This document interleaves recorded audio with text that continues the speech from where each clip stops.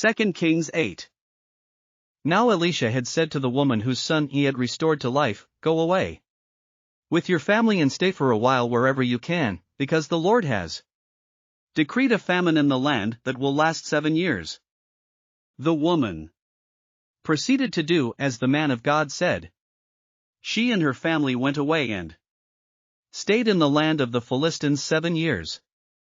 At the end of the 7 years she came back from the land of the Philistines and went to appeal to the king for her house and land. The king was talking to Gehazi, the servant of the man of God, and had said, "Tell me about all the great things Elisha has done."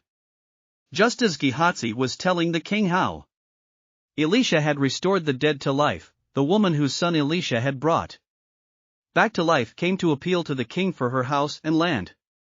Gehazi said, "This is the woman, my lord the king, and this is her son whom Elisha restored to life." The king asked the woman about it, and she told him. Then he assigned an official to her case and said to him, "Give back everything that belonged to her, including all the income from her land from the day she left the country until now." Elisha went to Damascus, and Ben-Hadad king of Aram was ill. When the king was told, "The man of God has come all the way up here," he said to Hazael, "Take a gift with you and go to meet the man of God. Consult the Lord through him, ask him, 'Will I recover from this illness?'" Hazael went to meet Elisha, taking with him as a gift 40 camelloads of all the finest wares of Damascus.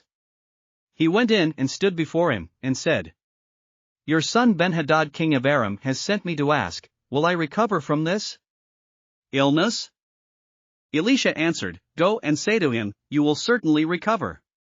Nevertheless, the Lord has revealed to me that he will in fact die." He stared at him with a fixed gaze until Hazael was embarrassed. Then the man of God began to weep. "Why is my Lord weeping?" asked Hazael. "Because I know the harm you will do to the Israelites," he answered. "You will set fire to their fortified places, kill their young men with the sword, dash their little children to the ground, and rip open their pregnant women." Hazael said, "How could your servant, a mere dog, accomplish such a feat?" "The Lord has shown me that you will become king of Aram," answered Elisha. Then Hazael left Elisha and returned to his master. When Ben-Hadad asked, "What did Elisha say to you?"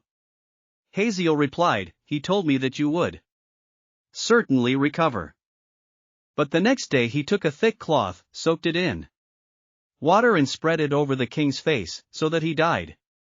Then Hazael succeeded him as king.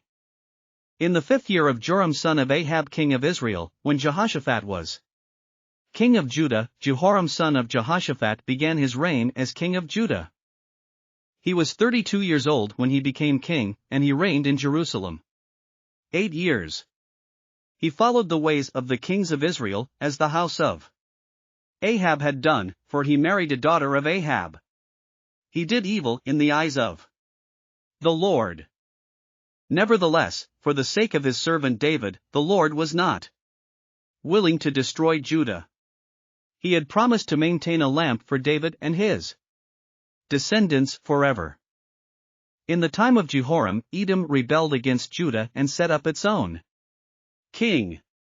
So Jehoram went to Zair with all his chariots.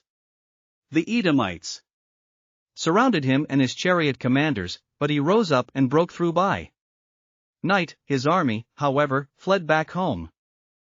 To this day Edom has been in rebellion against Judah. Libnah revolted at the same time. As for the other events of Jehoram's reign, and all he did, are they not written in the book of the annals of the kings of Judah?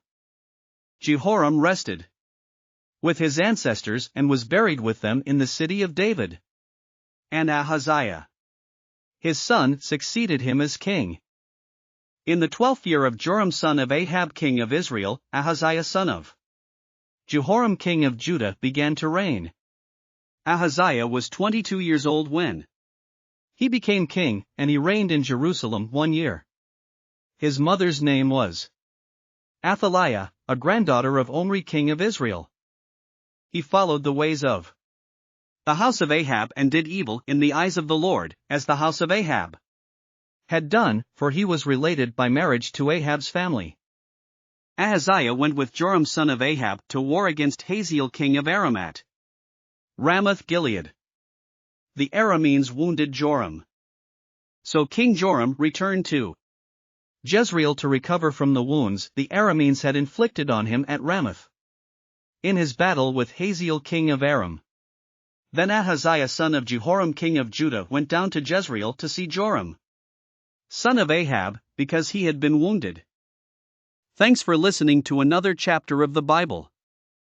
At My Faith Fuel, we believe a good coffee fuels your faith and energizes your day. Please visit myfaithfuel.com to explore our delicious coffee blends. Part of each purchase goes to training worshipers around the world. Thanks for listening.